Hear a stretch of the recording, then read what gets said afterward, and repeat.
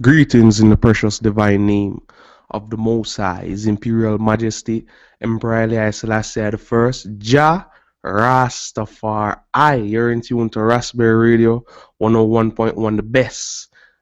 Thoughts from Andrew, the Temple of Enlightenment show. I'm your host right here in the morning again, Andrew Tafari. I hope you had a wonderful, strong beginning, the long, strong beginning, and back to work again.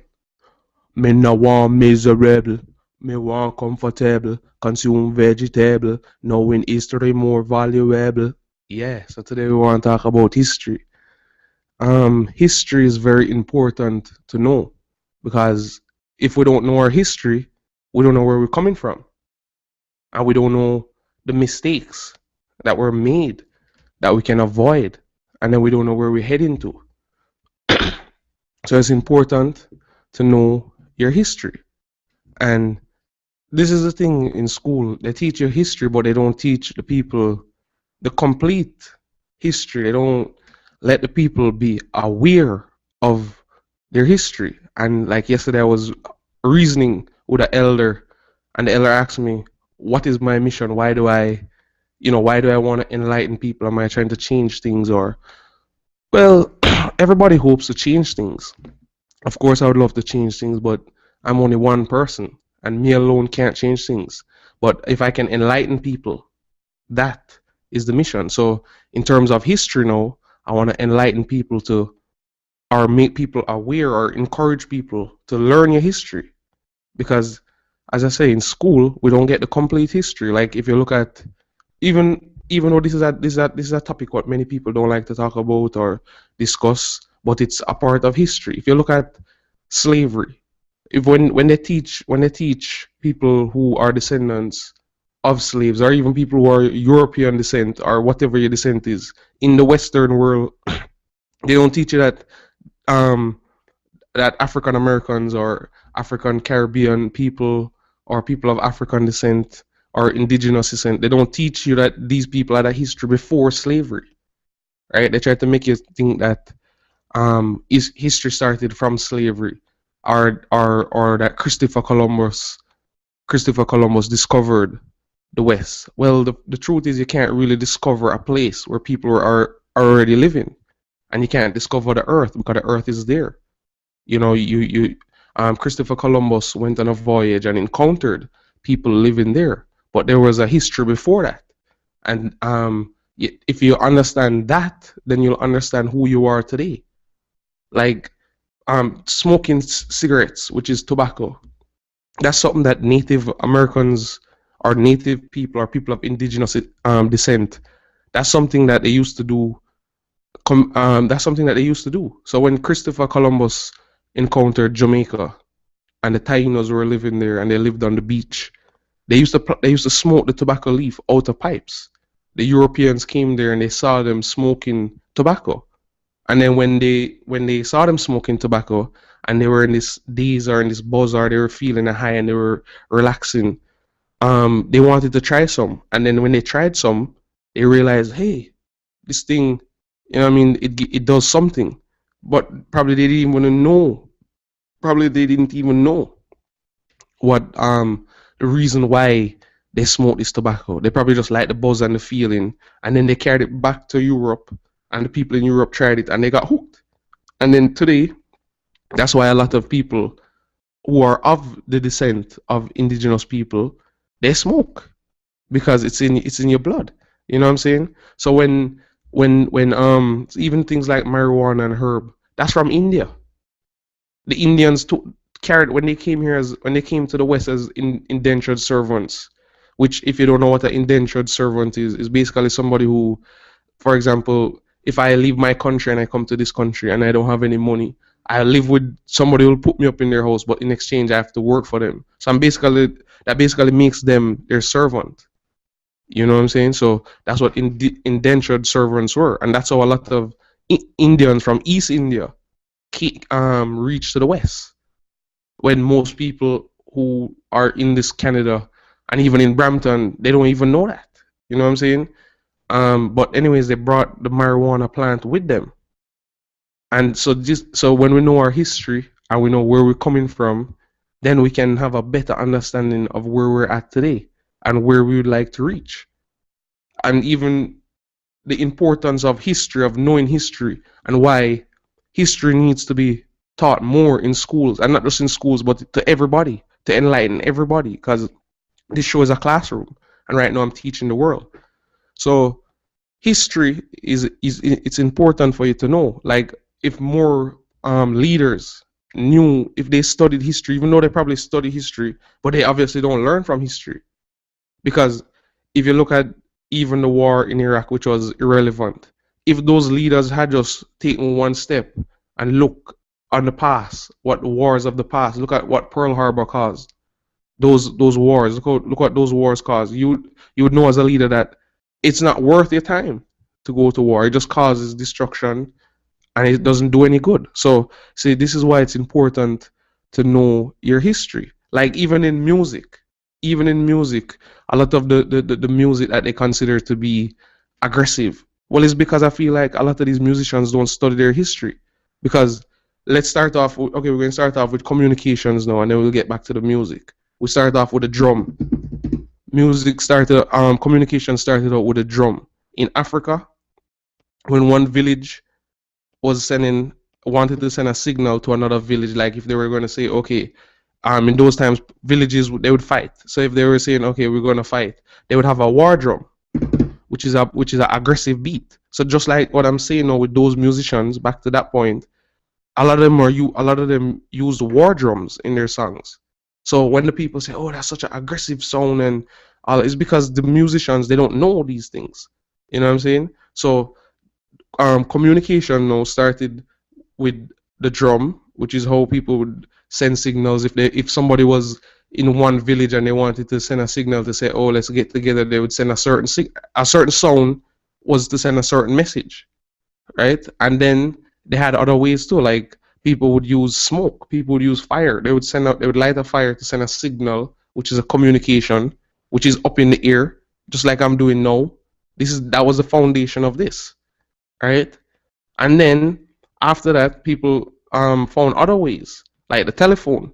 The telephone is actually the first form of radio, right? Because when they made the telephone and people could stay in one location and send a message across to another location instead of the Pony Express, which was to send a message with the mail, right? Which was another development or evolution of the communication way of communicating long distance, right? Then after the telephone, because the radio developed out of the telephone, right? The whole idea of radio came out of the telephone.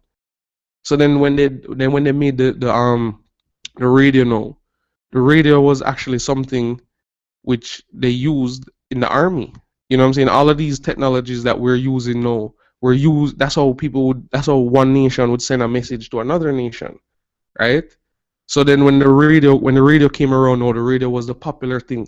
Everybody wanted to listen to the radio and absorb what they were hearing on the radio, because this was the first time that they had entertainment was brought to their house, as opposed to going out to the show, which before that they'd have to go to the show to take in a show or entertainment, or they'd have to go to the saloon to hear somebody sing on a piano.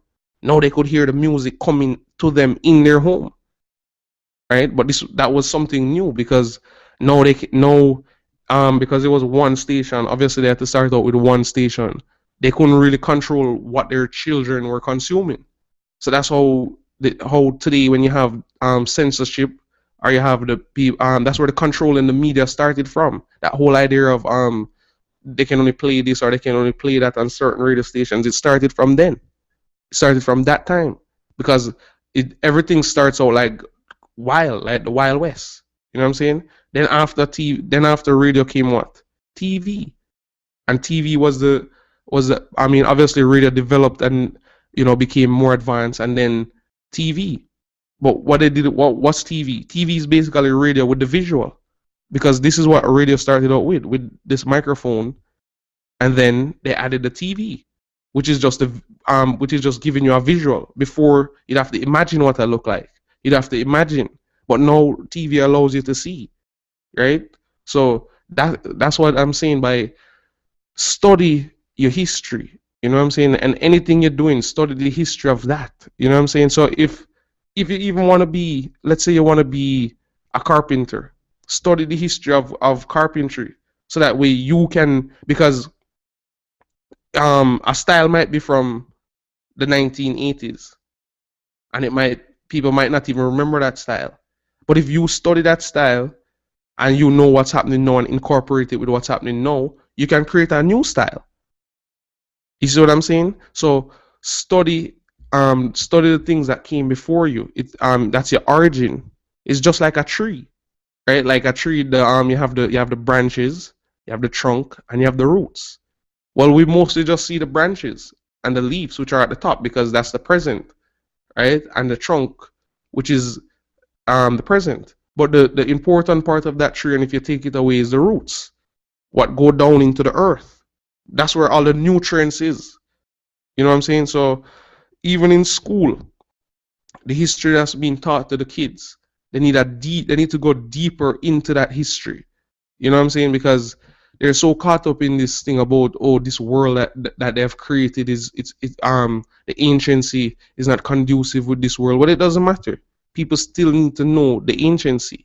You know what I'm saying? It's just like how they tell you, oh, you must look clean shave and you must look all of this. Well, look back into the days of the cave people, or look even back into, look at the indigenous people, or anywhere in those times before scissors, before comb and all of that. How did people look? What's the origin of people? People need to see these things so they can know what they really are. You know what I'm saying? And that's the importance of history. And this is why people did art, and this is why people did writing, to keep a record of how things were. You know what I'm saying? And that's very extremely important. You know what I mean?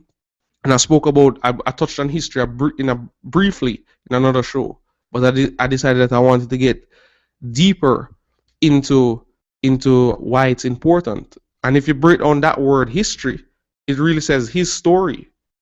You know what I'm saying? So even the word history is not even the correct word, because if you say his history, you're saying his story. But you need your story. You need to learn your story and your origins and your roots. You know what I'm saying? So that's all I'm saying. If you any way you can learn it, you know what I'm saying? Learn it, study it. You know what I mean? And that's why as I say, a lot of the downfall of even the modern day where we're in media and where we're in music, this is why a lot of people have faded. You know what I'm saying? Because they didn't. It's like I studied what I did in terms of my development as an artist, as an host, as a host. What I did was study the people before me. So I studied all the greats in the music. I studied the greats in reggae, which everybody knows: Bob Marley, Peter Tosh, all these different people, Tupac, Biggie. I studied all these, Malcolm X, Martin Luther King, JFK, um, Anna Nicole Smith. I studied all the people. It doesn't matter if they're a little bit before me or way before me. I studied a variety of people, because what that did was that let me know the mistakes that were made. Like when I look at hip hop, when I look at hip hop music, what I realized with hip hop music is that hip hop music started out hardcore, or the rap. It started out hardcore where they were talking about problems in the streets. They were talking about people not having jobs, talking about AIDS, talking about drugs, talking about police brutality, all the hardcore gutter topics that nobody addresses. That's what rap started out with, and rap was very extremely popular, and that's what made it popular, because it was a representation of what the people weren't getting from the mainstream media. What the mainstream media was not doing for the people, that was doing it for them. And then then it reached to so that was like the late 80s, right, and the early 90s, and then by the mid 90s now, it got even more, it got more thuggish as opposed to political. It moved from political to thuggish and gangster. So that was now when these rappers know things they started to change, their mindset changed. You got a new set of rappers who they wanted the money and they wanted all of that, but they weren't fully into the materialist way of thinking. They were still partially, that was like a mixture. They were still still had a bit of that political edge, which were like their parents, but then they were moving towards the materialistic thing. So it's all about who has the latest brand in the 90s. It was about who had this brand of shoe, who had what you were wearing, what you were driving, how much money you had, how big your house was. But then by the late 2000s, you know what happened? It moved so far towards that direction that it became watered down, right? That was the way of how hip hop became watered down. And then by the 2000s, now you got this happy-go-lucky music, right? Because now everybody had money, everybody was rich, so it's just like, oh, let's go party in Margaritaville in Jamaica on the beach for spring break, and everybody just happy-go-lucky. And then what happened? Boom, a recession hit. And then what happened to that? What happened to that now? Now it becomes irrelevant again because it's not. The people. How long can they dance? I mean, yeah, you can dance and have fun, and there's a time for that. But no, what happened is what happened to people now is that basically history repeats itself. So you see, if people didn't know their history, they'd still have maintained that part of the music, which is what my aim is to do now, because now I see now where I've come at the perfect time, because by me knowing that history and maintaining that and knowing that the history has to repeat itself, you know what I'm saying? Because we've seen history repeat itself, which is what's happening now. These kids that are coming up, they're more into this type of energy, because the world is once in a time again where it's difficult, it's tough, it's not easy. You know what I'm saying? So all that money that was made in the 90s and the early 2000s, it's not there to floss anymore. You know what I'm saying? So this is why I'm saying study history, because then no, I won't make that mistake again. So I won't allow my music or my art form to become watered down, because that was how the record companies of those times, that's how they took control of the music, because that they didn't like the fact that the music was telling the people to stand up for your rights, or telling the people not to get brutalized by police, or telling the people to be aware of what's happening around them, or telling the kids to know their real history, or letting them know their real history. The media and the government didn't like that. So what did they do? They created these record companies, and what they did was starve the artists. You know what I'm saying? So they made a record company, starve the artists, and then this is what happened in the late 90s. This is how they took control of hip hop and destroyed it, because they basically said, okay, if you want the money, which is what happened to these rappers, they basically got tempted by the money. So they said, okay, you want the money, well, you have to change your image. Don't talk about these things. Let's just sweep everything under the rug. Let's just put everything under the bridge. Let's just paint over everything and just forget all of that and just get the people foolish and just have a party in Margaritaville and don't discuss the issues. And then after the party is done, everybody has to head back to the warehouse. So this is what they did to the music. And that's how they did. That's how I learned and studied my history and the history of music. And I realized that that's how they destroyed it. You know what I'm saying? Because they know the artists now want the money, so they join the company. And then what these companies did now, all these companies were owned by companies who weren't even in music, who didn't even know anything about music. They were dealing with oil, they were dealing with plastic and the complete package. They weren't into music. So once they accomplished the mission of dragging all these so-called hard rappers out of the real thing, what they're supposed to be doing with the music, and once their belly was full, they basically liquidated those companies, and that was the end of that. And then now what is hip hop? Nothing. You see? So that is how they destroy the most valuable thing that you can ever have. You know what I'm saying? Because what gives a people more power than when they have a way of communicating what they're feeling and what they're expressing, which we know that the mainstream media is controlled by the government. So if the mainstream media is controlled by the government and the people don't have a way of expressing what they're truly feeling, then the people are always going to be at the mercy of the government. And the government, and it don't matter what rights you say we have, the government will still can control it, because until it's like unions. Why did they form unions? If you know the history of that, once again, history. The unions were created because in the days when they used to send people down under the earth to take out the coal, and they would get some of them would get killed, some of them would get all kind of diseases, and they would get very low pay, worse than today. There was no voice to represent these people, to protect these people's rights, to say stuff like, we want more pay. stuff, simple stuff like that. There wasn't any voice for that. So you see, because I studied the history, I know that this is important because I know that when no voice is there, the people can be taken advantage of, and then this is when we get all these corrupt leaders who um launch wars and stuff, and there's no one to put a stop to it or no opposition to it to protect the people. So this, and that's why if you look at the history, as I'm saying, the music, that's how come the reggae music came about as well, because in Jamaica there was no outlet for the poor people. There was no voice for the voiceless, for the people who can't speak for themselves. So this is what the music was created for. But like I said, those people, they came in like a snake, and then the people who's supposed to defend the music, all they want is the big house and the big cars, and oh, I achieved this dog and I got this dog and all this kind of stuff. But that's all right. But at the same time, when you sell out the music, which that's what they mean when they say they sold out the music, then there's nothing left for to defend the people when times get tough again. So yeah, we have to have that part of the music where we can sell out to them, like the dancing and these kind of things, where they can buy that. You know what I'm saying? We can have those clubs where people can go and enjoy that, and that they can buy, a lot of.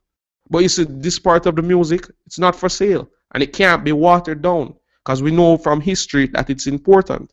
So that's what I'm saying. Just know your history and know where you're coming from and know what you've been through, just like your parents. Know the history of what your parents been through so you don't make those same mistakes. You know what I'm saying? And that's all today's show is about, to inform you and enlighten you that history is important and to study it is important, and don't become too caught up in everyday life. I know people have things to do, but sometimes you should really take a moment to study your history. You can do it many ways. You can study history by reading. You can get a book and read.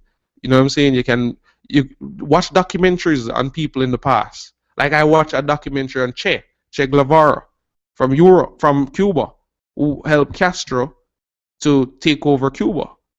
You know what I'm saying? And what his downfall was that he didn't know when to restrain.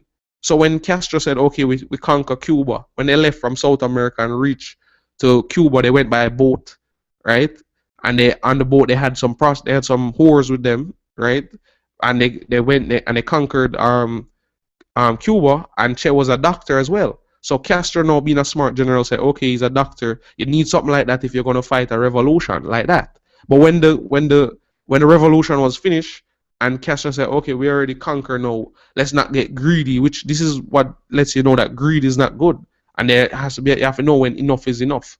Even though you can still maintain, just like how Castro has maintained his stance, right? But what Che did was said he wanted to keep on going. So he went back to South America to fight again, and that's what led him to his demise.